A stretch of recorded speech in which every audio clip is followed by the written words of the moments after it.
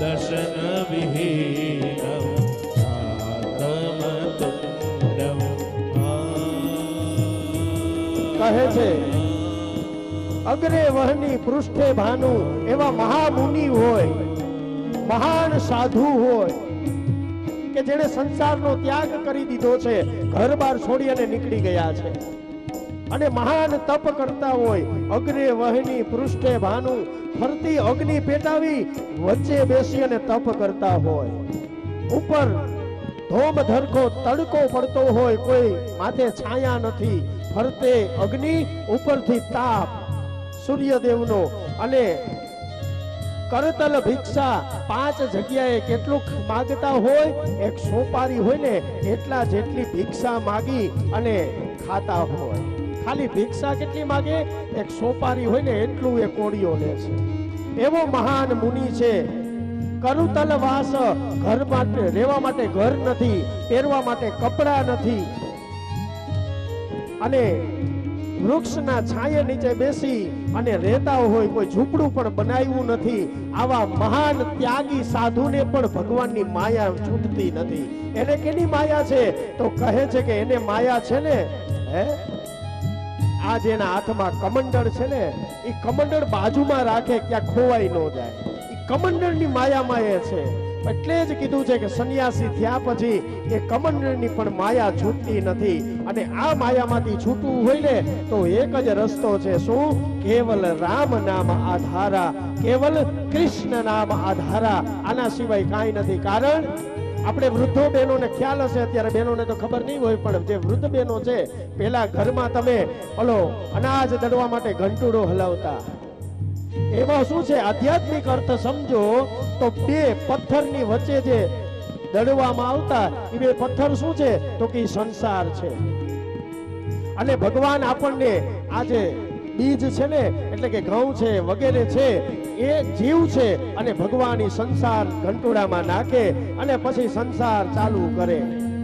અને આ માયા, મોહ, લોભ આ બધામાં જીવ છે પીસાવા માંડે. અને શું થાય? ભૂકો થઈ જાય છે, લોટ થઈ જાય છે. અને એ જ આશા રાખીને જીવે છે ને એ જ આશા રાખીને મરે છે. પણ જ્યારે સાફ કરતા હોય ને ઘંટુડો, ત્યારે વચ્ચે ખીલો હોય, અને ખીલાની આજુબાજુ 5-10 દાણા રહી ગયા હોય, એનો ભૂકો નથી થતો. એ શું છે? તો કે ખીલો છે ને, રામ નામનો ખીલો છે. અને એ ખીલાને જે અડેલા છે ને જીવ, એને કોઈ દી આ સંસારમાં પીસાવા પડતું નથી. એટલે જ કીધું છે કે ભજ ગોવિંદમ, ભજ ગોવિંદમ. હે મૂર્ખ, તું ગોવિંદ ને ભજી લે. અને કહેવું ગમે છે ભજ ગોવિંદમ, ભજ ગોવિંદમ, ગોવિંદમ ભજ મૂઢમતે. પ્રાપ્તે સન્નિહિતે મરણે, નહીં નહીં રક્ષતિ દુક્રોય કરણે. ભજ ગોવિંદમ, ભજ ગોવિંદમ, ગોવિંદમ ભજ મૂઢમતે. કહે છે કે આ ભગવાને 100 વર્ષનું આયુષ્ય આપ્યું છે. એમાં અડધું આયુષ્ય તો સુવામાં વયું જવાનું છે. થોડુંક આયુષ્ય બાળકમાં રમવામાં, બાળક છે ત્યારે રમવામાં જતું રહે, ભગવાનની ભક્તિ ન થાય. પછી યુવાન થઈએ તો સ્ત્રીમાં આસક્ત થઈએ, સંસારના આ બધા વ્યવહાર અને સંતાનમાં આસક્ત થઈએ, ભક્તિ ન થાય. અને છેલ્લે શું આવે? તો કે બુઢાપો આવે. અને એમાં પણ 60 વર્ષ થાય ને પછી ભગવાન બે રસ્તા આપે છે. એક હરિહરિનો છે અને એક હાય હાયનો છે. શું તમારે નક્કી કરવું એ તમારે જ વિચારવાનું છે. જો હરિહરિનો રસ્તો થઈ ગયો તો બેડો પાર. પણ જો ભૂલમાં હાય હાયમાં વયા ગયા તો ત્યાં ને ત્યાં આજ માયા, આજ સંસાર ચક્રમાં જીવ પડે છે. અને શું થાય? તો કે તદપી ન મુંચતી આશા પિંડમ. આ આશા છૂટતી નથી. અને આશા લઈ અને જીવ મરે છે. અને પાછું ઈ જ આશા લઈને જન્મ લે છે. આ મૃત્યુ અને જન્મના ચક્રમાં એ ફસાયા કરે છે. હવે આમાંથી બહાર નીકળવું હોય તો શું કરવું જોઈએ? તો કે 60 વર્ષની ઉંમર હોય ને ત્યારે બધું છોડી દેવું જોઈએ. અને શું કરવું જોઈએ? તો સ્તોત્રની રચનામાં કહે છે કે કેયમ ગીતા નામ સહસ્ત્રમ ને કેવું ગમે છે. केयम गीता नाम सहस्त्रम जेयम श्रीपति रूपमजस्त्रम केयम गीता नाम सहस्त्रम जेयम श्रीपति रूपमजस्त्रम नेय सज्जन संगे चित्तम देयम दीन जराय वीतम भज गोविंदम भज गोविंदम गोविंदम भज मूढ़मते प्राप्ते सन्निहिते मरणे नहीं नहीं रक्षति डुक्रोय करणे કહે છે કે યમ ગીતા નામ સહસ્ત્રમ અમુક ઉંમર થાય ને પછી વ્યવહારને છોડવા જોઈએ. સંતાનોના હાથમાં વ્યવહાર આપી અને શું કરવું જોઈએ? ગીતાજીના પાઠ કરવા જોઈએ, વિષ્ણુ સહસ્ત્રના પાઠ કરવા જોઈએ અને ગામના ઓટલા ન તોડવા જોઈએ. ભગવાનના મંદિરે જઈને ભજન કરવા જોઈએ. એક માળા, એક આસન. અમે ઘણી જગ્યાએ જોતા હોય ગોરબાપા ટાઈમ નો જાય ને એટલે ઓલી રમે જગગંજી પતેથી કઈક ઓલી રમત રમે છે ને ઈ રમે, આ શીખી ટીખી એવું કઈક રમતા હોય છે. ઈ કે ટાઈમ કાઢીએ. અરે વાલા, ભગવાને સારો સમય આપ્યો, વ્યવહાર છોડી અને ભગવાનને ભજી લ્યો. અને જે ભજતા નથી ને એને શું કહે છે? વિચાર્યું નહીં લઘુવયમાં પછી કાશી જવાથી શું. લઘુવયમાં વિચાર્યું નહીં અને છેલ્લે એમ કહીએ કે હવે કાશી ભણવા જવું છે, હવે ડિગ્રી નથી મેળવવી, ઈશ્વરને મેળવવાના છે. એટલે છેલ્લે કહે છે ભજ ગોવિંદમ ભજ ગોવિંદમ गोविंदम भज मूढ़मते प्राप्ते सन्निहिते मरणे नहीं नहीं रक्षति डुक्रोय करणे भज गोविंदम भज गोविंदम गोविंदम भज मूढ़मते भज गोविंदम भज गोविंदम गोविंदम भज मूढ़मते. શંકરાચાર્યજી એ જ સમજાયું કે બધું છોડી અમુક ઉંમરે પછી ભગવાનનું ભજન કરી લ્યો. અને કપિલ ભગવાને પણ આ જ રીતે પોતાની માતાને ઉપદેશ આપ્યો કે બધું ત્યાગ કરો અને હવે પ્રભુમાં તમે ભક્તિ લગાડો. તપ જપ દાન પુણ્ય કરી લ્યો અને જીવનને તમે સાર્થક બનાવો. કપિલ ભગવાને માતાને સુંદર જ્ઞાન જે આપ્યું છે અને માની આજ્ઞા લઈ અને પછી ભગવાન વિદાય થયા. કલકત્તા પાસે ગયા છે અને ગંગા સાગર છે ને ત્યાં ભગવાન પધાર્યા છે. કરદમ ઋષિ અને દેવહૂતિને જ્યાં તપ કરવા સિદ્ધિ મળી અને એ સ્થળનું નામ પડ્યું સિદ્ધપુર પાટણ. અહીં યોગ કરતા કરતા દેવહૂતિનું શરીર છે ઓગળી ગયું અને સિદ્ધપુર પાટણમાં જઈ ભગવાનને વરદાન આપ્યું કે જે પોતાના માતાની પાછળ પિંડદાન કરશે, માતૃ શ્રાદ્ધ કરશે અથવા પિતૃ કાર્ય કરશે ને તો એના માતાને અને એના પિતૃને અવશ્ય વૈકુંઠમાં વાસ મળશે. આ ભગવાન કપિલ અને એમની માતા દેવહૂતિ વચ્ચેનો સંવાદ એને શું કહેવામાં આવે છે? ભગવાને આપણને કપિલ ગીતા આપી છે. અને આગળ મેં જે કાંઈ તમને સ્તોત્ર દ્વારા સંભળાયું માત્ર આટલું જીવનમાં ઉતરી જાય ને તો બીજું કોઈ સમજવાની જરૂર નથી. અને જે કોઈ આ કપિલ ભગવાનની કથા સાંભળશે અથવા વાંચશે તો એની ભક્તિ ભગવાન છે દ્રઢ કરશે. એ ભગવાને વરદાન આપ્યું અને શ્રીમદ ભાગવતના 3જા સ્કંદનું વાગ્મય પુષ્પ એ શ્રી કૃષ્ણના ચરણમાં અર્પણ કરી અને પછી ચોથું જેને સ્કંદ ચોથો એને વિસર્ગ લીલા કહેવામાં આવે છે અને એ કથાની શરૂઆત થઈ છે. ચોથા સ્કંદની શરૂઆતમાં સુખદેવજી મહારાજ છે રાજા પરીક્ષિતને કહેવા લાગ્યા છે કે હે રાજન, કરદમ ઋષિ અને દેવહૂતિને 9 કન્યાઓ થઈ. હવે એમાંની એક કન્યા અત્રિ ઋષિને આપી, જેનું નામ હતું અનસુયા. અને એનું દિવ્ય દાંપત્ય જીવન ચાલ્યું અને ત્યાં ભગવાન પોતે દત્તાત્રેય પધાર્યા. એ કથા મને કહો. હવે મને એ કથા સાંભળવાની ઈચ્છા થઈ છે. અને જો પુરુષ અત્રિ મુનિ જેવો તપસ્વી બને અને સ્ત્રી અનસુયા જેવી તપસ્વીની બને તો આજે પણ તેમને ત્યાં દત્તાત્રેય ભગવાન પધારે અને પધારે જ છે. પણ સંયમી જીવન આપણે ગાળવું પડે. અને અત્રિ મુનિના ધર્મપત્ની જે અનસુયા છે, મહાન પતિવ્રતા છે, સતી સ્ત્રી છે. અનસુયાનો મતલબ શું થાય? અસૂયા વત્તા ઉયા, એટલે કે અનસુયા જે કોઈની નિંદા નથી કરતા, જે કોઈની ઈર્ષા ન કરે, એને અનસુયા કહેવાય છે.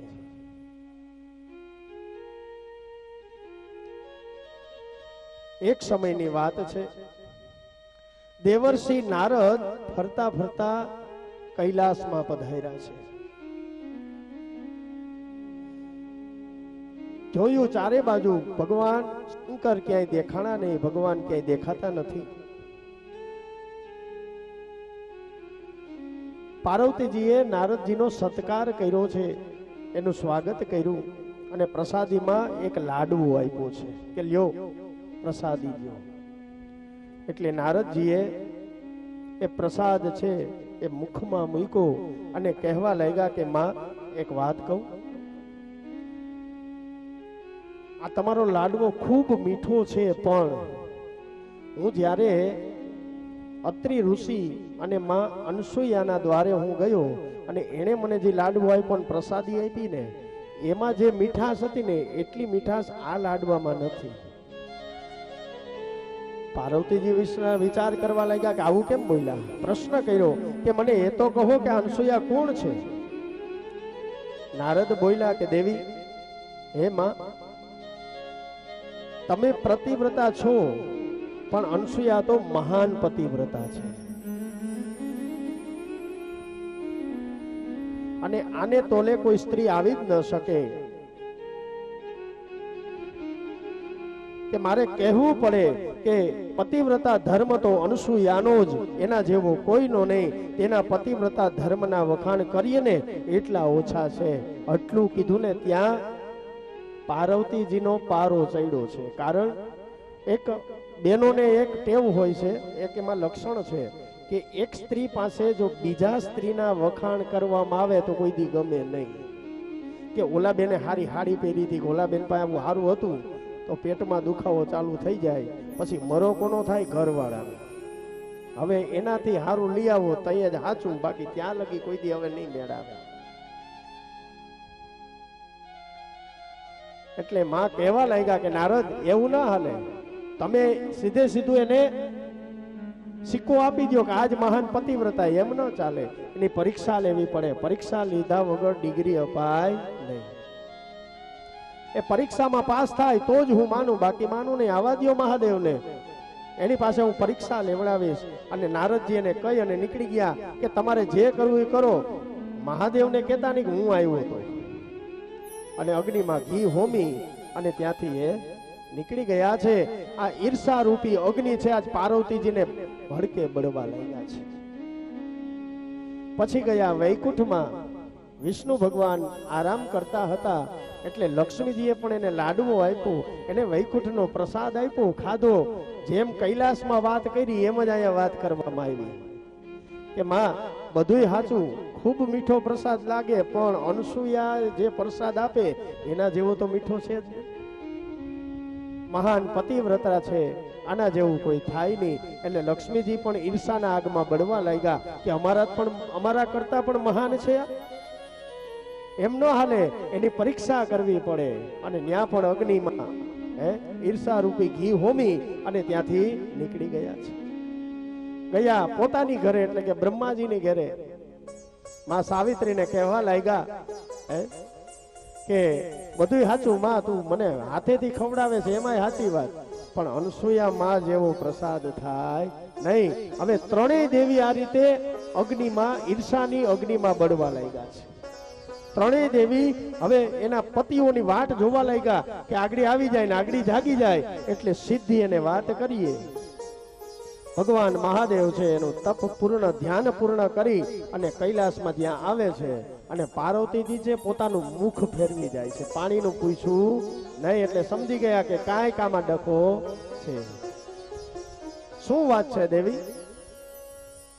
કાંઈ નહીં. આ સતી અનસોયા કોણ છે એ કયો તો મને. તો કે તો મહાન સતી છે, પતિવ્રતા છે, એના વખાણ કરીએ એટલે ઓછા છે, એમ ન ચાલે, એની પરીક્ષા લેવી પડે. તમે પણ એને કેમ મહાન કહો છો?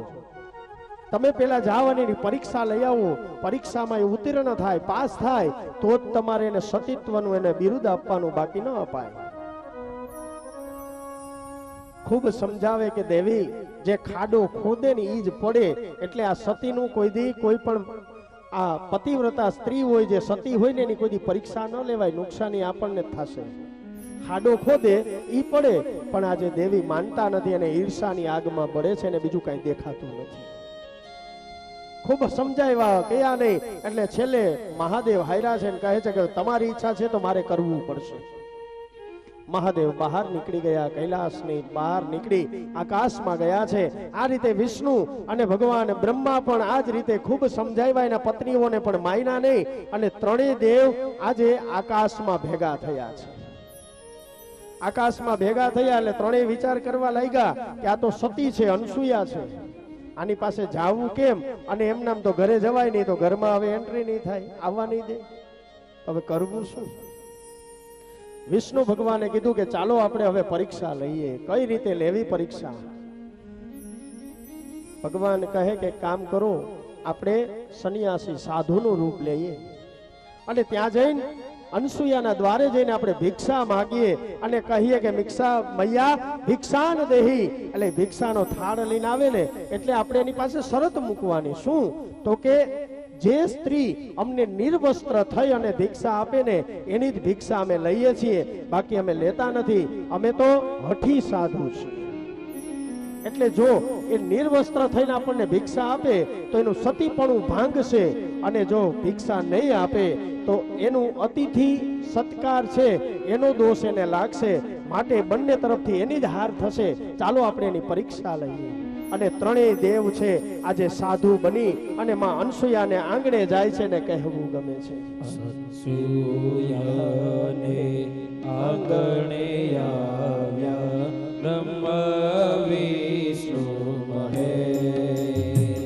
સતી અનસુયાને આંગણે આવ્યા બ્રહ્મા વિષ્ણુ મહેશ. સતી અનસુયાને આંગણે આવ્યા બ્રહ્મા વિષ્ણુ મહેશ. સતી અનસુયાને આંગણે આવ્યા બ્રહ્મા વિષ્ણુ કહે છે કે સતી અનસુયાજીના આંગણે આજે ત્રણેય દેવ પધાર્યા છે અને બાર ઊભી અને કહેવા લાગ્યા છે કે મૈયા ભિક્ષાન દેહી, મૈયા ભિક્ષાન દેહી.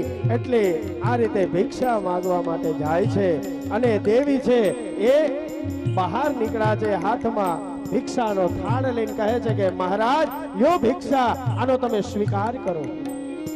ત્યારે ત્રણેય હઠી સાધુ કહેવા લાગ્યા છે અને મુખમાંથી શબ્દો નીકળ્યા છે, ત્રણ ત્રણ દેવો સતી દ્વારે ઉભા આવે સન. ત્રણ ત્રણ દેવો સતી દ્વારે ઉભા આવી સન. ઉભા આવી સન. સતી દે અમને ભિક્ષા આપો, સતીજી અમને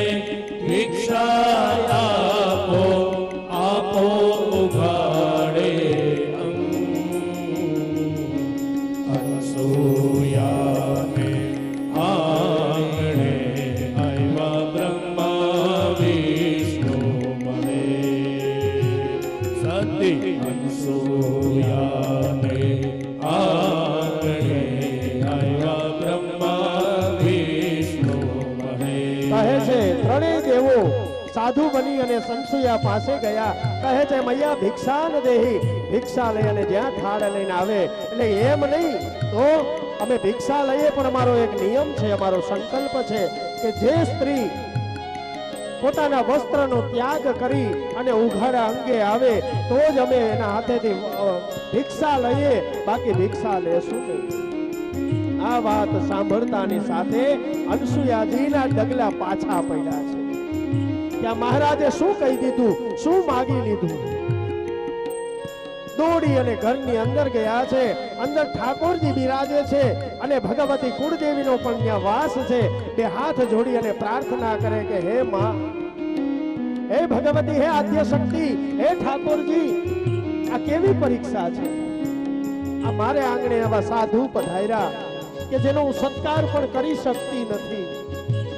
જો ઉઘાડા અંગે એને હું ભિક્ષા આપું ને તો મારું સતીત્વ લાગે, અને જો એને ભિક્ષા ન આપું તો અતિથિ ધર્મ મારો એ છૂટી જાય. તો હવે મારી રક્ષા કરો, રક્ષા કરો, તમે મારી ઉપર કૃપા કરો.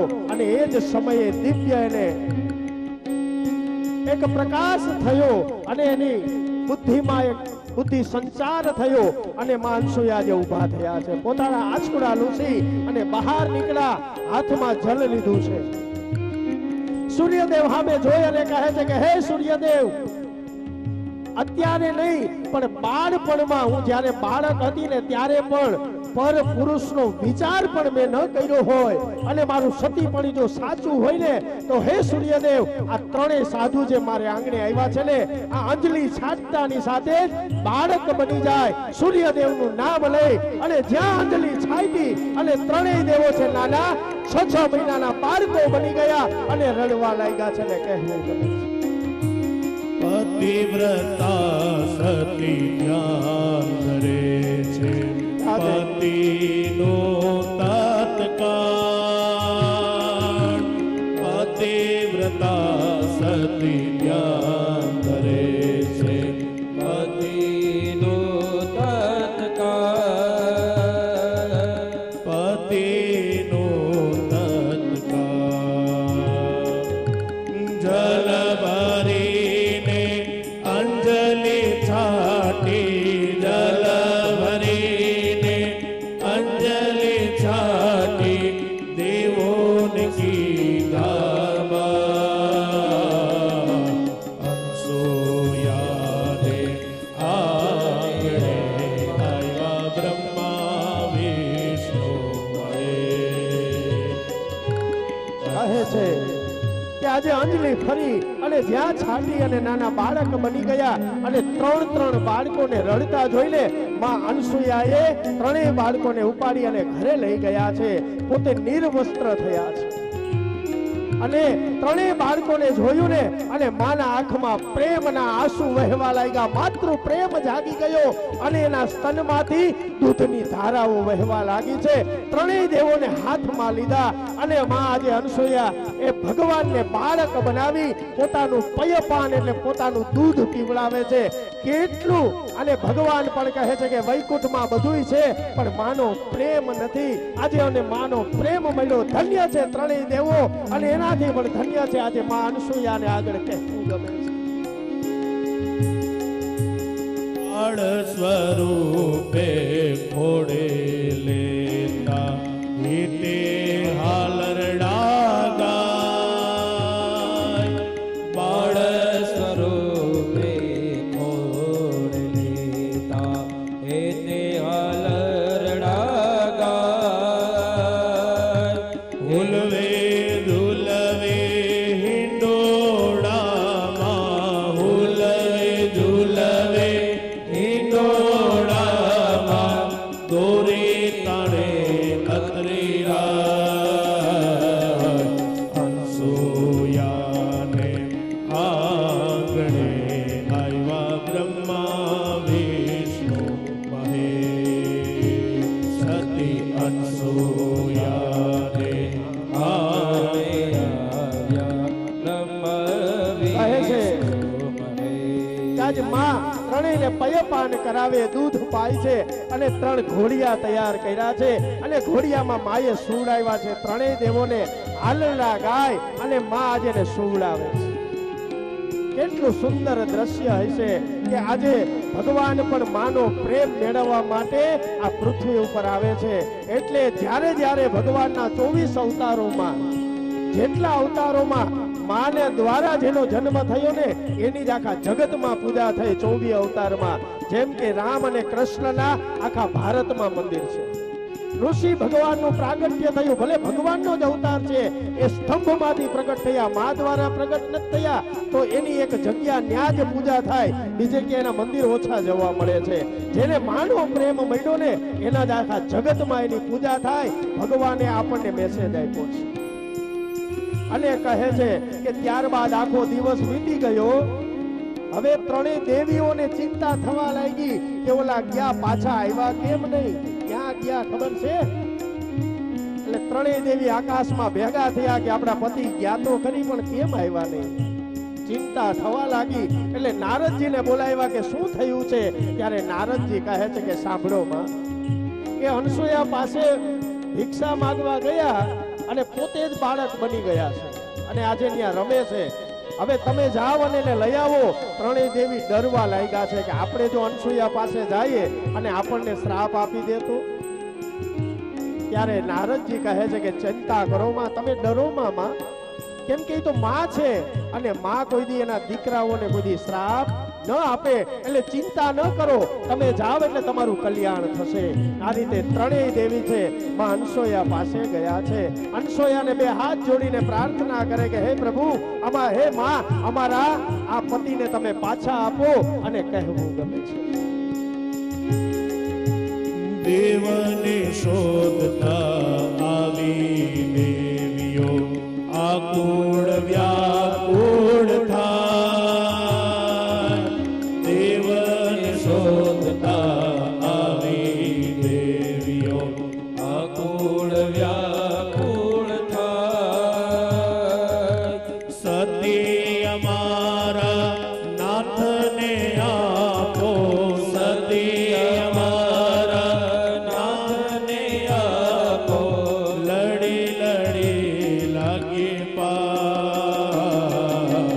અનસૂયાને આંગણે આવ્યા બ્રહ્મા વિષ્ણુ મહેશ. સતી અનસૂયાને આંગણે આવ્યા બ્રહ્મા વિષ્ણુ મહેશ. કહે છે કે હે માં, અમારા ત્રણેય પતિને અમે પાછા આપો. અમે તમારી પરીક્ષા લીધી ને અમને માફ કરો, ક્ષમા કરી દો, અમારાથી ભૂલ થઈ ગઈ. અને એ જ સમયે જે વાત હાલતી હતી ત્યારે અત્રિ ઋષિ ત્યાં પહોંચી ગયા છે. અત્રિ ઋષિ આવ્યા, આંગણામાં 3 ઘોડિયા ને એમાં બાળક રમતા જોયા. આ 3 સ્ત્રી ઊભી છે એટલે કહેવા લાગ્યા કે હે સતી, હે અનસૂયા દેવી, આ 3 ઘોડિયા, આ બાળકો ને આ સ્ત્રીઓ છે કોણ? ત્યારે માં અનસૂયા કહેવા લાગ્યા કે સાંભળો હે પતિદેવ, આ ઘોડિયામાં 3 આપણા દીકરાઓ છે. તો આ 3 તો કે આ 3 આપણી પુત્ર વધુ છે, આની વહુ છે. બેઠા બેઠા દીકરા મળી ગયા અને વહુ ગોતવાની પણ ચિંતા વહી ગઈ છે. અત્રિ ઋષિ પોતાના દિવ્ય દ્રષ્ટિથી આંખો બંધ કરીને જુએ છે તો કે બ્રહ્મા, વિષ્ણુ ને તો મહેશ છે અને આ 3 દેવીઓ છે. અને હાથમાં જલ લઈ અને જ્યાં અંજલિ છાટી પાછા દેવતાઓને પાછા બાળમાંથી પોતાના મૂળ સ્વરૂપમાં લઈ આવ્યા છે. અનસૂયા અને અત્રિ ઋષિને નમસ્કાર કરે છે. પણ અનસૂયા કહે છે કે હવે 3ને હું જવા નહીં દઉં, કારણ કે એમાં મને માતૃ પ્રેમ છલકાણો છે. હવે તો તમારે મારા દીકરા બનીને જ અહીં રહેવું પડશે. ત્યારે 3 દેવો એને આશીર્વાદ આપે છે કે માં, અત્યારે અમને જવા દો, સમય આવશે અને જ્યારે તમે અમને પોકારશો ને અમે 3 દેવતાઓ સ્વરૂપ ધારણ કરી આપનું સંતાન બની અને અવશ્ય અમે પધારશું. આ રીતે એને કહે છે ને છેલ્લે કહેવું ગમે છે ધરતી માતે મહાસતી છે, સાચી ખરી એ વાત. ધરતી માથે મહાસતી છે, સાચી ખરી એ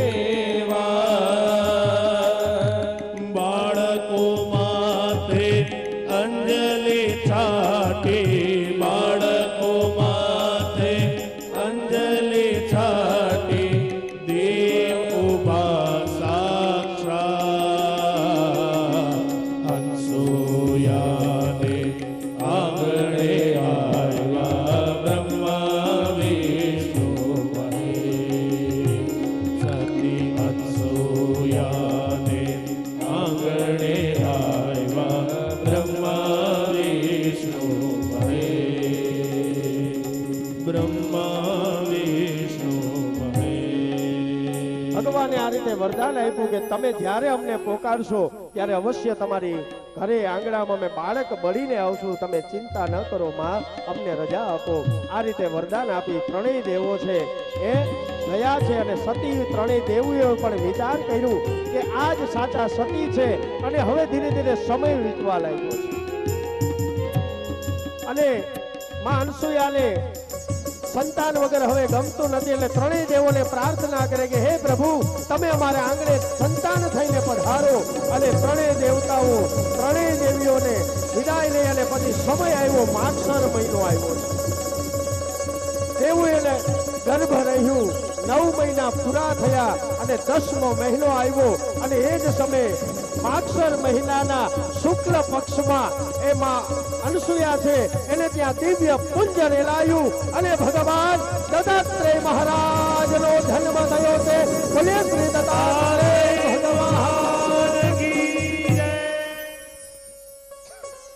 આ રીતે દત્તાત્રેય ભગવાનનું પ્રાગટ્ય થયું. 3 મુખ છે, બ્રહ્મા, વિષ્ણુ અને મહેશનો જે અવતાર કહેવાના. સાથે એને ત્યાં ચંદ્ર ભગવાન પણ પધરામણી કરી, જે ચંદ્ર એટલે બ્રહ્માનું સ્વરૂપ કહેવાનું. અને સાથે ત્રીજા જે ભગવાન પધાર્યા એ વિષ્ણુ એટલે દત્તાત્રેય અને શિવ છે એ દુર્વાસા ઋષિ. એટલે 3 ભાઈઓ થયા, ચંદ્ર, દત્તાત્રેય અને દુર્વાસા. બ્રહ્મા, વિષ્ણુ અને મહેશના અંશો. આ રીતે ભગવાન દત્તાત્રેય પધરામણી કરી. અને દત્તાત્રેય ભગવાને 24 ગુરુ બનાવ્યા. એની કથા છે 7મા દિવસની કથા બતાવી છે. એટલે દત્તાત્રેય ભગવાનનું આ રીતે પ્રાગટ્ય થયું. અને ચંદ્ર દ્વારા દક્ષને ત્યાં જે એના નક્ષત્ર જે દીકરીઓ હતી એ દીકરીઓ સાથે ચંદ્રના લગ્ન થયા. રોહિણીને વધારે પ્રેમ આપવા લાગ્યા. એટલે દક્ષે એને શ્રાપ આપ્યો કે તમે ક્ષય થઈ જાઓ, તમારો ક્ષય થાય, ક્ષય રોગી થાવ. અને ચંદ્ર ઘટવા લાગ્યા. એટલે બ્રહ્માજીના કહેવાથી પ્રભાસ ક્ષેત્રમાં થઈ ગયા અને 10,000 કરોડ એટલા એને મૃત્યુંજયના જપ કર્યા છે. અને એ જપ દ્વારા ભગવાન મહાદેવનું પ્રાગટ્ય થયું. અને ચંદ્રને વરદાન આપ્યું કે 15 દિવસ તું વધીશ અને 15 દિવસ તું ઘટીશ, અને જ્યારે પૂનમ આવશે ત્યારે તું પૂર્ણ બનીશ.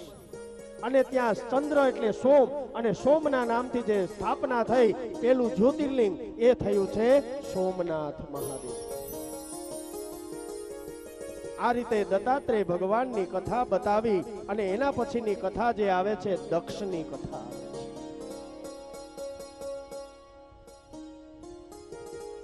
દત્તાત્રેયની કથા સુખદેવજી મહારાજે પરીક્ષિતને કહી.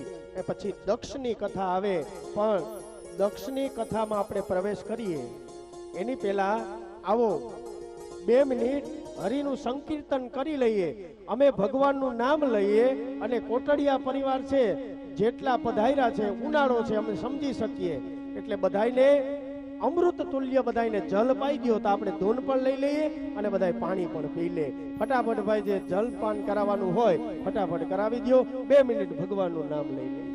હરિ સુંદર નંદ મુકુંદા, હરિ નારાયણ હરિ ઓમ. હરિ સુંદર નંદ મુકુંદ, હરિ નારાયણ હરિ ઓમ. હરિ સુંદર નંદ મુકુંદા, હરિ નારાયણ હરિ ઓમ. હરિ સુંદર નંદ મુકુંદ, હરિ નારાયણ હરિ ઓમ.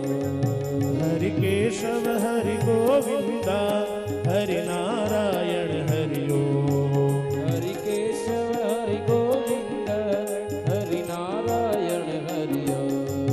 હરિ સુંદર નંદ મુકુંદા, હરિ નારાયણ હરિ ઓમ. હરિ સુંદર નંદ મુકુંદ, હરિ નારાયણ હરિ ઓમ.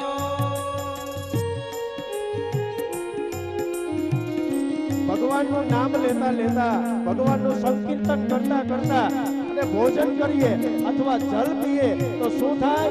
એ અમૃત જ બને અને પ્રસાદ જ છે. અને કોઈએ આપણી કથા જ્યારે વિરામ લે ને એમ નામ નથી જવાનું. બધાએ અહીંયા કોટડિયા પરિવાર દ્વારા પ્રસાદીની વ્યવસ્થા કરી છે એટલે બધાને પ્રસાદી લઈને જ જવાનું છે, કારણ પ્રસાદનો અર્થ શું થાય? પ્ર એટલે પ્રભુ, સા એટલે સાક્ષાત અને દ એટલે દર્શન. પ્રભુના સાક્ષાત દર્શન એટલે પ્રસાદનો અનાદર ન થાય અને બધાએ પ્રસાદ લેવાનો છે અને હોડકાર આવે એટલું જમવાનું છે. પ્રેમ છે, ભાવ છે.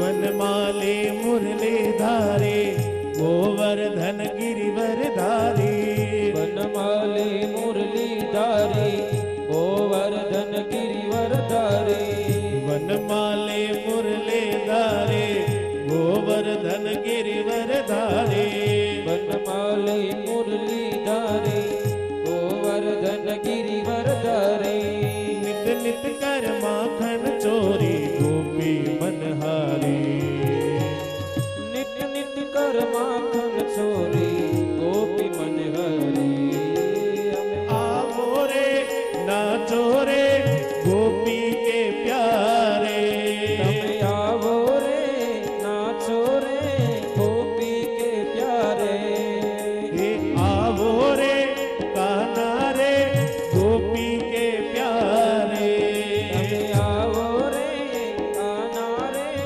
ગોપી કે પ્યારે आवो रे नाचो रे सब धूम मचावो रे આવો રે નાચો રે ધૂન મચાવો રે हरि सुंदर नंद मुकुंदा हरि नारायण हरिओ હરિ સુંદર નંદ મુકુંદ હરિ નારાયણ હરિયો हरि सुंदर नंद मुकुंदा हरि नारायण हरिओ હરિ સુંદર નંદ મુકુંદ હરિ નારાયણ હરિયો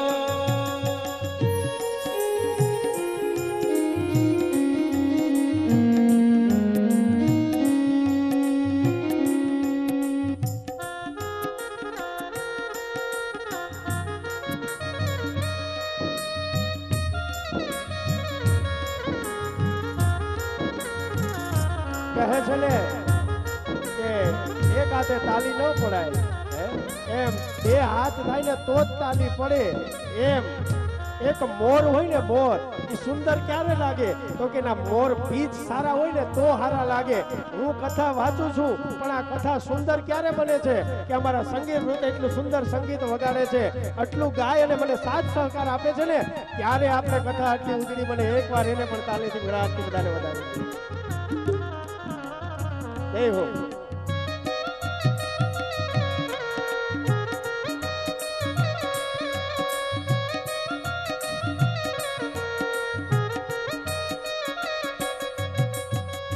वनमाली मुरली धारे गोवर्धन गिरिवर धारे वनमाली मुरली धारे गोवर्धन गिरिवर धारे वनमाली मुरली धारे गोवर्धन गिरिवर धारे वनमाली मुरली धारे गोवर्धन गिरिवर धारे नित नित कर माखन चोरी गोपी मनहारी नित नित कर माखन चोरी गोपी मनहरी आवो रे कान्हा रे गोपी के प्यारे તમે આવો રે કાના રે ગોપી કે પ્યારે आवो रे नाचो रे सब धूम मचावो रे આવો રે નાચો રે સબ ધૂન મચાવો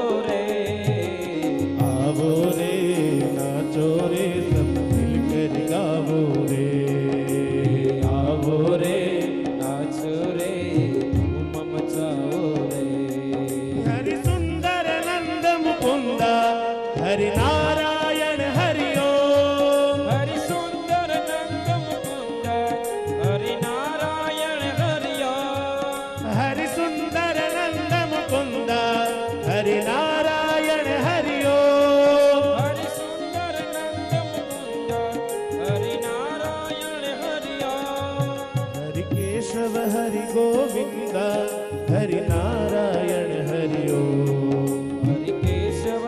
ગોવિંદ હરિ નારાયણ હરિ હરિ કેશવ હરિ ગોવિંદ હરિ નારાયણ હરિ હરિ કેશવ હરિ ગોવિંદ હરિ નારાયણ હરિ હરિ સુંદર નંદ મુકુંદ હરિ નારાયણ હરિ હરિ સુંદર નંદ મુકુંદ હરિ નારાયણ હરિ હરિ સુંદર નંદ મુકુંદ હરિ નારાયણ હરિ હરિ સુંદર નંદ મુકુંદ હરિ નારાયણ હરિ હરિ સુંદર નંદ મુકુંદ હરિ નારાયણ હરિ હરિ સુંદર નંદ મુકુંદ હરિ નારાયણ હરિ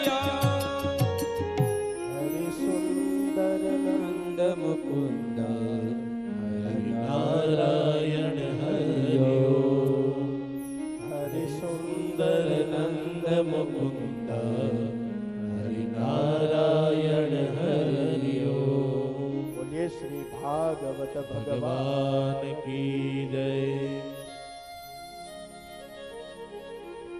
માં અનસુયાએ ત્રણેય ભગવાનને દૂધ પાયું, અમૃત પાયું અને આજે કોટડિયા પરિવારે ભાગવત કથા દ્વારા, જ્ઞાન ગંગા દ્વારા આ જલ નહીં પણ આ કથાનું અમૃત પણ તમને પાય છે તો ધન્ય છે. એને પણ એકવાર તાલીના ગડગડાટથી વધાવી.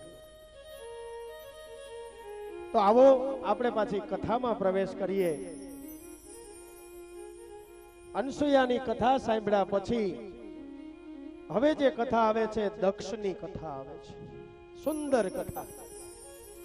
મેં કાલે કીધું હતું કે ત્રીજા દિવસની કથા એટલી સુંદરો છે બધી કથા કે એમ થાય કે વાંચા જ રાખીએ ને બોલ્યા જ રાખીએ, સાંભળ્યા જ રાખીએ. પરીક્ષિતને કહે છે સુખદેવજી મહારાજ કે એ પછી મનુ મહારાજ અને શત્રુપા રાણીને 3 દીકરી હતી, દેવહૂતિ, આકૃતિ અને પ્રસૂતિ. એમાં બ્રહ્માના પુત્ર દક્ષ પ્રજાપતિએ પ્રસૂતિ સાથે લગ્ન કર્યા છે.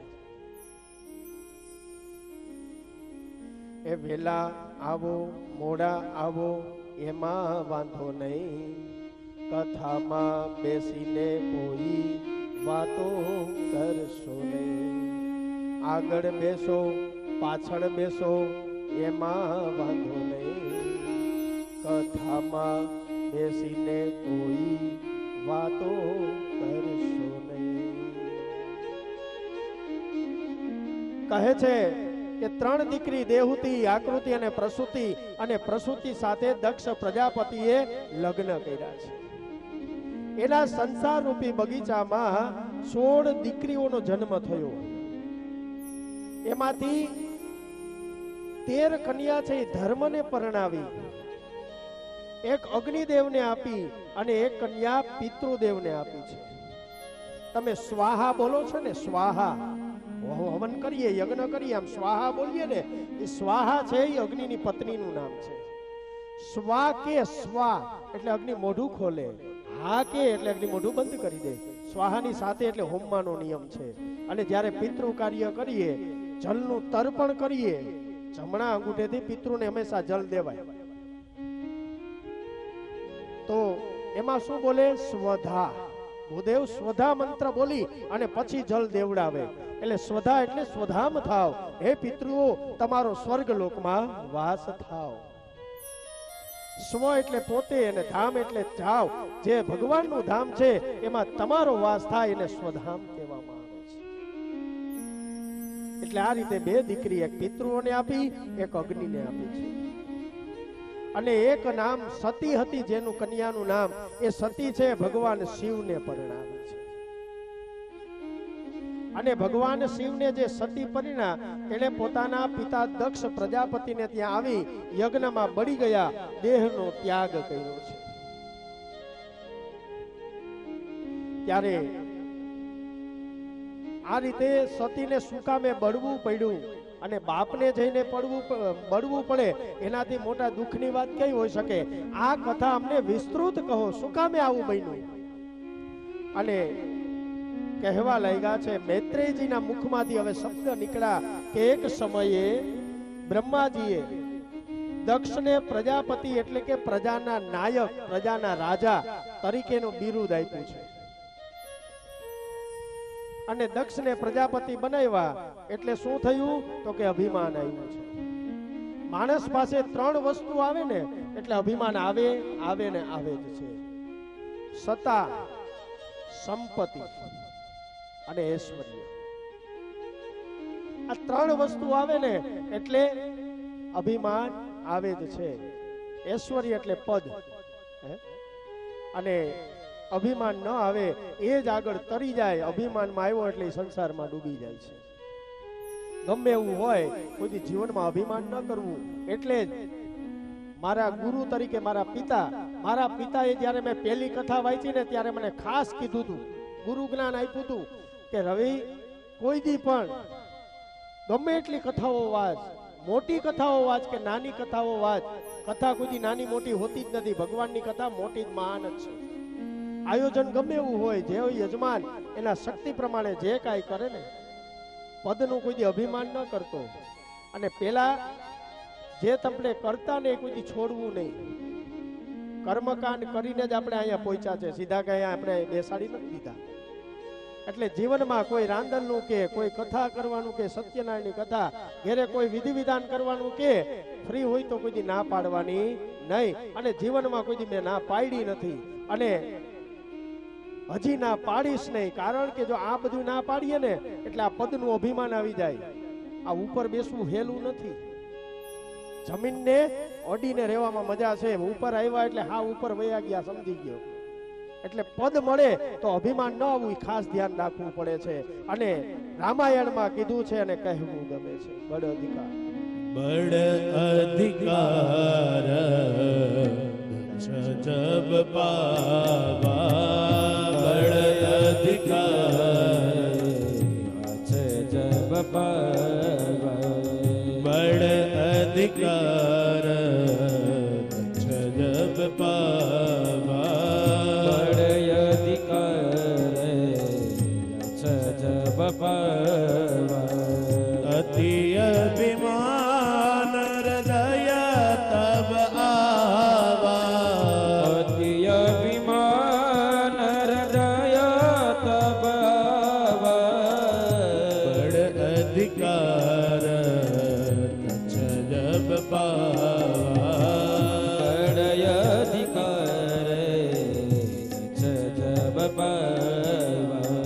શ્રી રામ જય રામ, જય જય રામ, શ્રી રામ જય રામ, જય જય રામ. દક્ષને સત્તા મળી એટલે અભિમાન આવ્યું. બ્રહ્માજીએ પ્રજાપતિઓની સભા બોલાવી છે.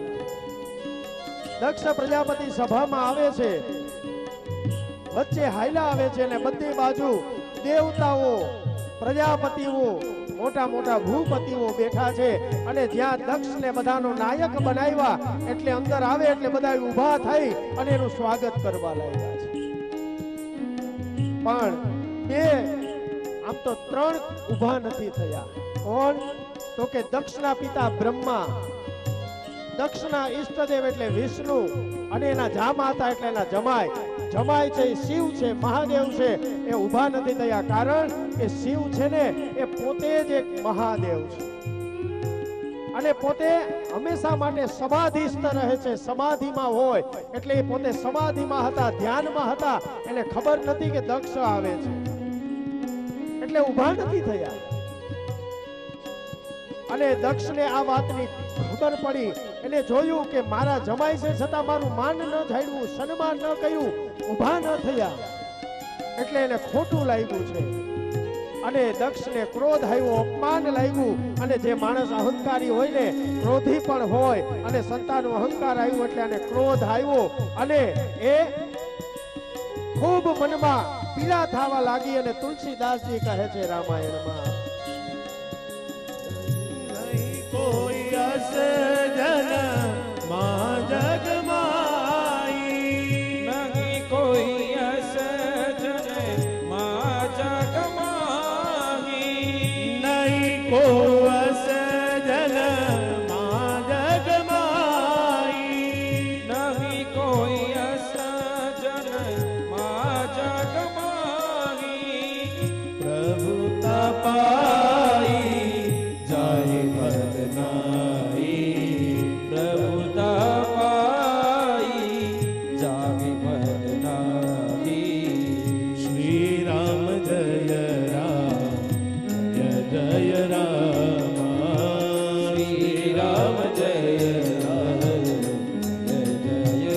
છે દક્ષને ક્રોધ આવ્યો અને અપમાન લાગ્યું અને અભિમાની દક્ષને એવો કોઈ દુનિયામાં જન્મો નથી કે જેને સત્તા મળ્યું એનું અભિમાન ન થયું હોય.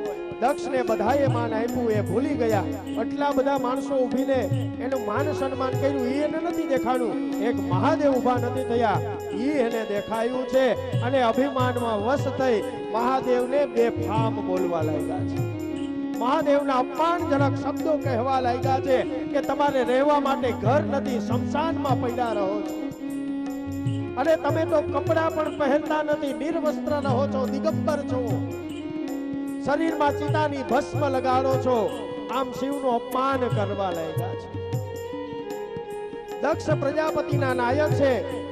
અપમાનનો બદલો લેવા તેણે જાહેર કર્યું કે આજથી મારી દીકરી અને જમાઈને હું નાત બહાર કરું છું. હવેથી કોઈ પણ યજ્ઞ થશે તો એમાં ભગવાન શંકરને આમંત્રણ નહીં દેવામાં આવે, એના નામની આહુતિ નહીં આપે અને એનો નામનું સ્થાપન કે એનો ભાગ નહીં કાઢવામાં આવે. પણ અહીંયા શિવ તો શાંત બેઠા છે, કારણ કે શિવનું નામ જ કલ્યાણ છે અને હંમેશા કલ્યાણ જ કરે છે.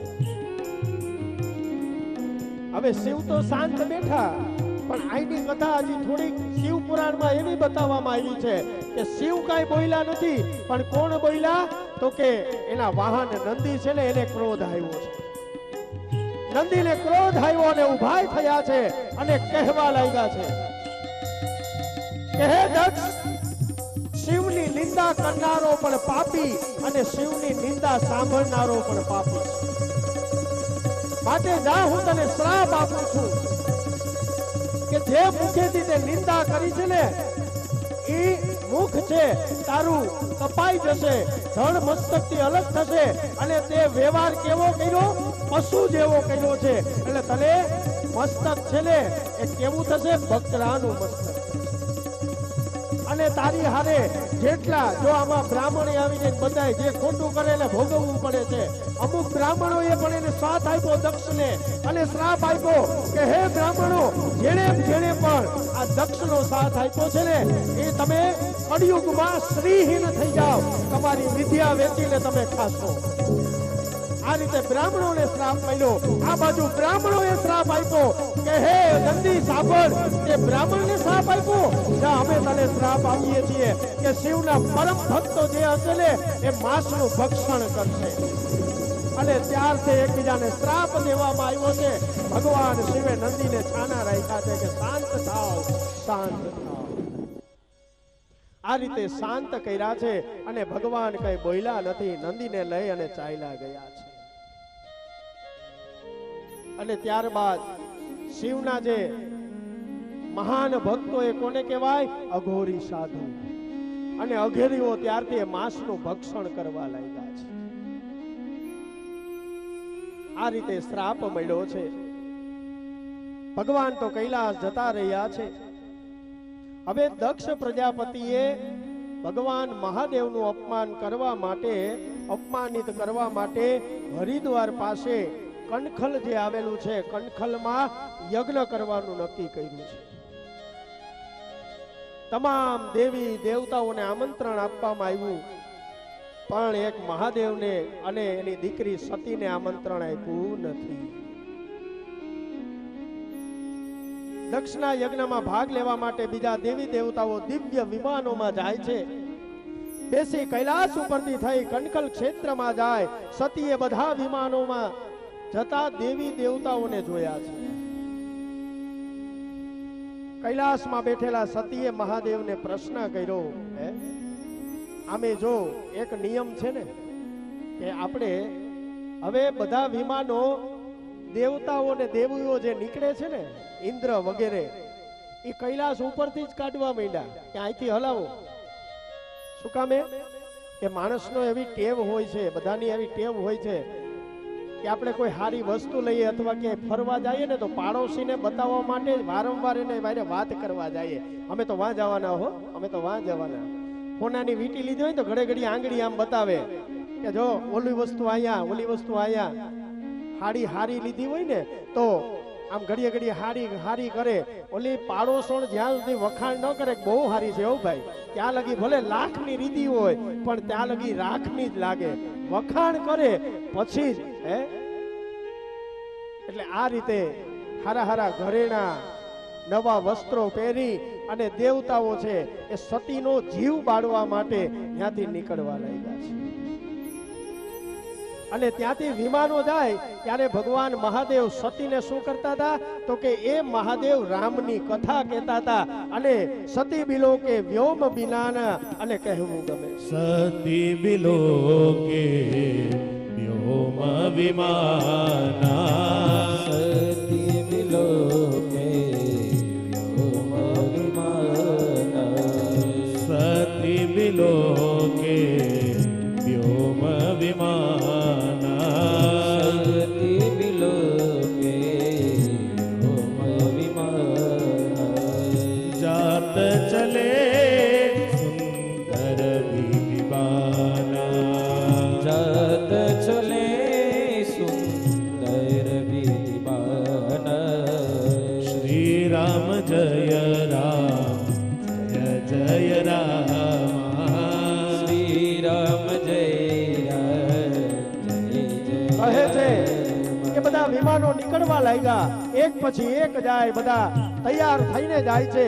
અને એ સમયે સતીનું ધ્યાન ભગવાનની કથામાં નથી રહ્યું, વિમાનમાં જાય છે. એટલે કહેવા લાગ્યા કે મહાદેવ આ બધા ક્યાં જાય છે, એટલા નવા વસ્ત્રો પહેરી અને ક્યાં જાય છે. ત્યારે ભગવાન કહેવા લાગ્યા છે કે સાંભળો સતી, તમારા પિતાજીએ કનખલમાં હરિદ્વાર ક્ષેત્રમાં કનખલમાં એક મોટા યજ્ઞનું આયોજન કર્યું છે અને યજ્ઞમાં ભાગ લેવા માટે જાય છે. સતી કહે કે એમ મારા પિતા યજ્ઞ કરે અને મને આમંત્રણ નથી, મને ખબર નથી. તો કે ના દેવી, માંડીને વાત કરી કે તમારા પિતરાને અને મારે થોડીક અણસમજ થઈ છે, માટે માત્ર ને માત્ર મારું અપમાન કરવા માટે એ યજ્ઞનું આયોજન કરે છે.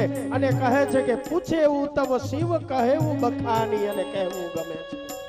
પૂછે ઉતવ શિવ કહે બખાની, પૂછે શિવ કહે બખાની, પૂછે ઉતવ શિવ કહે બખાની, પૂછે તવ શિવ કહે બખાની, પિતા જગ્ય સુની હરખાની, પિતા જગ્ય સુની હરખાની, શ્રી રામ જય રામ જય જય રામ, શ્રી રામ જય રામ જય જય રામ. સતીએ પૂછ્યું છે કે મહાદેવ તો એમાં આપણે પણ જવું જોઈએ. મહાદેવ કહે કે આપણને કોઈ આમંત્રણ નથી, આપણને બોલાવ્યા નથી, આપણે જાવું કેમ? અને ત્યાં જશું તો આપણું અપમાન થશે, એટલે ત્યાં ન જવું જોઈએ. સતીને ખૂબ સમજાવે છે પણ સતી માનતા નથી. મહાદેવ કહે કે સાંભળો સતી, આવ નહીં આદર નહીં, નહીં નેનો માને વો ઘર કબહુ ના જાઈએ, ભલે કંચન વર્ષે વે.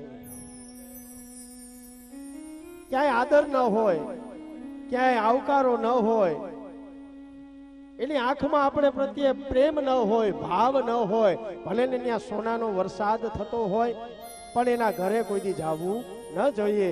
આદર ભાવ સન્માન વગર ક્યાંય જવું ન જોઈએ. ત્યારે સતી કહેવા લાગ્યા કે સાંભળો, શાસ્ત્ર એમ કહે છે કે મિત્રને ત્યાં, પતિને ત્યાં, ગુરુને ત્યાં અને જ્યાં આવા સત્સંગ થતા હોય, ભગવાનની કથાઓ થતી હોય, ત્યાં આમંત્રણની કઈ જરૂર નથી, ત્યાં જવું જોઈએ. ભગવાન સમજી ગયા કે હવે એ સમય આવી ગયો છે સતીથી વિખૂટો પડવાનો. આ ક્યારથી ભગવાને નક્કી કરી લીધું હતું?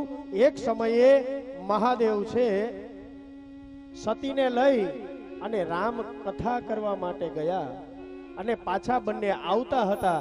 ત્યારે રામ અને લક્ષ્મણ છે ને એ જંગલમાં સીતાજીને ગોતતા હતા અને ત્યારે ભગવાન રામે મનુષ્ય અવતાર ધારણ કર્યો હતો, એટલે એનો જે અવતાર હતો મનુષ્યનો હતો, પોતે મર્યાદા પુરુષોત્તમ હતા, એટલે એને મનુષ્ય જેવો વ્યવહાર કર્યો છે. અને ઝાડ પાંદ ફળ ફૂલને બધે રાડો પાડીને પૂછતા હતા, હે સીતે આંખમાંથી આંસુ જાય છે ને રડે છે, ક્યાં તમે જોયા આમ રડે છે ને બોલાવે છે, પોકારે છે. આ દ્રશ્ય સતીએ જોયું એટલે એમ થયું કે આવા થોડાક ભગવાન હોય, એ તો સંકલ્પ માત્રથી આ દુનિયાનો નાશ કરી શકે, તો એને ખબર નથી કે સીતાજી ક્યાં છે. એટલે મનમાં શંકા થઈ કે મારે આની પરીક્ષા લેવી પડે. આખો દી મારા મહાદેવ જેને રામ રામ કર્યા કરે છે, આજ રામ છે ન હોય. એટલે શું કર્યું તો કે જ્યારે સમુદ્ર કિનારે પહોંચ્યા રામ, ત્યારે માતાજીએ પાર્વતીજીએ સીતાજીનું રૂપ લીધું છે. અને સીતાજીનું રૂપ લઈ અને સામે આવ્યા એટલે રામ ઓળખી ગયા કે આ તો માં પધાર્યા છે. બાજુમાં આવ્યા એટલે સીધા બે હાથ જોડીને કીધું કે માતાજી કેમ એકલા આવ્યા, અમારા મહાદેવ કેમ ના આવ્યા.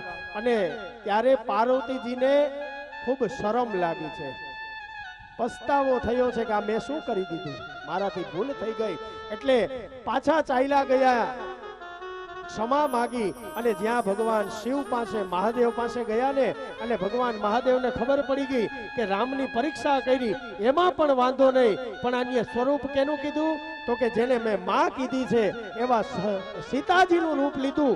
એટલે આજથી આ મારા પત્ની નહીં, એ મારી વામ ભાગી નહીં, અને આજથી એનો ત્યાગ કરું છું. ત્યારથી ભગવાન એનો ત્યાગ કર્યો હતો, હવે એનો વિખૂટા પડવાનો સમય આવી ગયો. એટલે આ લીલાઓ રચાણી અને ભગવાન કહે કે તમારે જવું હોય તો જાઓ, મારે આવવું નથી. સાથે એના ગણોને સાથે મોકલા. અને માં ભગવતી છે એ એવું વિચારે છે કે હું બાપના ઘરે જાઉં અને મારા પતિ અને મારા પિતાજી વચ્ચે જે અણસમજ થઈને એને હું દૂર કરું, સમાધાન કરાવી નાખું. અને એ જ સમયે ગયા છે અને જ્યાં દક્ષ પ્રજાપતિ કનખલમાં જે યજ્ઞ કરતા હતા ત્યાં દ્વારે ગયા છે.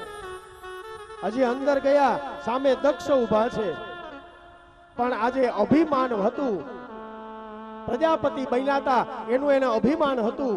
અને અભિમાન વશ થઈ અને એને શું દેખાણું, એની દીકરી આવી એ ન દેખાણી, પણ શું દેખાણું તો કે મારા દુશ્મનની પત્ની આવી છે ને એ દેખાણા. અને આજે બાપે પોતાના દીકરીની તરફથી પોતાનું મુખ ફેરવી લીધું છે. દોડીને પોતાની મા પાસે ગઈ, માએ એને ભેટ કર્યા છે કે દીકરી શાંત થા, બધું સારું થઈ જશે. અને માં ને દીકરીનો વિલાપ થયો છે. પછી પાછા સતી છે એ યજ્ઞશાળામાં ગયા, બધા સ્થાપનના દર્શન કર્યા. કોઈ પણ હવન કરવો હોય, કોઈ પણ યજ્ઞ કરવો હોય ને, ઈશાન ખૂણામાં નવગ્રહો અને સાથે શિવની સ્થાપના કરવી પડે. તમે જે કળશ ખંભેલ્યો ને એ રુદ્ર કળશ કહેવાય, શિવજીનો કળશ છે, એને બોલાવવા પડે, પછી જ તમે યજ્ઞ કરી શકો છો. ત્યાં સુધી કોઈ ધર્મ કાર્ય થઈ શકતું નથી, ધર્મ કાર્ય ન થઈ શકે. માટે કે અહીંયા ઈશાન ખૂણામાં મહાદેવનું સ્થાપન તો છે નહીં. એટલે કહેવા લાગ્યા કે હે પિતાજી, બધાયનો ભાગ છે, મારા પતિ શિવનો ભાગ કેમ નથી? અને શિવ પોતે યજ્ઞ સ્વરૂપ છે, માટે આનો કેમ તમે ભાગ નથી કાઢ્યો? ત્યારે દક્ષ પ્રજાપતિ છે આજે પોતાના પતિના જે પત્ની છે એને બે શબ્દો ખરાબ બોલવા લાગ્યા છે કે તારા પતિનો ભાગ કેમ કાઢવો, એ ક્યાંય લાયક છે? અમંગળ બોલવા લાગ્યા છે કે સ્મશાનમાં રહેવા વાળા છે, દિગંબર ફરે છે, શરીરે ભસ્મ લગાડી છે અને ઘરેણા સર્પના પહેરે છે, અને એનો વેશ તો જો અમંગળકારી છે. અને તને અહીંયા કોણે બોલાવી કે તું અહીંયા આવી છે? ખૂબ ખરાબ શબ્દો બોલ્યા. અને એ જ સમયે શબ્દો સાંભળી નથી શક્યા અને ભગવતી ઉભા થયા. કહે છે કે હે દક્ષ, હવે થોભી જા.